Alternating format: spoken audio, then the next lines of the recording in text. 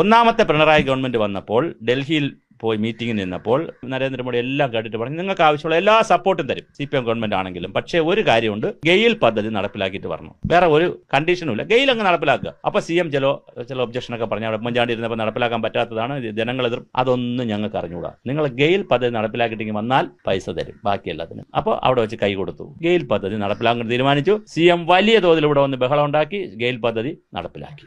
അപ്പൊ തന്നെ പ്രധാനമന്ത്രിയുടെ ഗുഡ് ബുക്കിൽ അദ്ദേഹം കയറുകയും ചെയ്തു. അങ്ങനെയാണ് ദേശീയപാതയ്ക്കൊക്കെ ഇത്രയും പൈസയ്ക്ക് കിട്ടാനുള്ള ഒരു സാഹചര്യം വന്നത്. CMന് പറ്റൊരു അബദ്ധം, ഈ ബഹ്റൈനിലൊക്കെ പോണതിന് മുമ്പേ ഹരിബറിയായിട്ട് എവിടെ പോണ്ടായിരുന്നു? ഡൽഹിയിൽ പോണ്ടായിരുന്നു, മോഡിയെ കാണണ്ടായിരുന്നു. കാണാതിരുന്നെങ്കിലുള്ള ഗുണം എന്താണ്? ഇവിടെ കാണുമല്ലോ, ഈ വിവാദം വരുമ്പോൾ ഇവിടെ കാണുമല്ലോ. ഇത് വിവാദം വന്നപ്പോൾ ഇവിടെ ഇല്ല. മോഡിയെ കാണുന്നതിന് ധർമ്മേന്ദ്ര പ്രധാനെ കണ്ടു, കേന്ദ്ര വിദ്യാഭ്യാസ മന്ത്രി. അപ്പോൾ SSAയുടെ പൈസ ചോദിച്ചു. അപ്പോൾ പറഞ്ഞു അത് തരാം, പക്ഷേ നിങ്ങൾ PMശ്രീയിൽ ഒപ്പിടണം. അപ്പോൾ CM ഒന്നും പറഞ്ഞില്ല, ധർമ്മേന്ദ്ര പ്രധാനല്ലേ, അത് വേണമെങ്കിൽ നമുക്ക് കുഴപ്പമാണെന്ന് വിചാരിച്ചു. ധർമ്മേന്ദ്ര പ്രധാൻ എന്ത് ചെയ്തു? ഇത് നേരെ ആരുടെ പറഞ്ഞു കൊടുത്തു? പ്രധാനമന്ത്രിയുടെ അടുത്തും അമിത് ഷാ അടുത്ത് പറഞ്ഞു കൊടുത്ത്, അങ്ങോട്ട് വരുന്നുണ്ട്, അവിടെ വിട്ട് പിടിക്കാൻ പറഞ്ഞു. നേരെ മോഡിയെ കാണാൻ മോഡി പറഞ്ഞു എല്ലാ പൈസയും തരാം, പക്ഷേ നിങ്ങൾ PMശ്രീയിൽ ഒപ്പിക്കാൻ പറഞ്ഞു. ഇതിനിടയിൽ നടന്നൊരു സംഭവം, 2024 ഫെബ്രുവരി മാസം 22-ാം തീയതി മറ്റോ ആണ് ഡേറ്റ്, 22 മറ്റോ, രതീഷ് കാളിയാടൻ എന്ന് പറയുന്ന മുഖ്യമന്ത്രി ഓഫീസിലിരിക്കുന്ന ഒരാൾ, അദ്ദേഹമാണ് വിദ്യാഭ്യാസ ഉപദേഷ്ടാവ്, രണ്ടാം പിണറായി ഗവൺമെന്റിനെ പറ്റി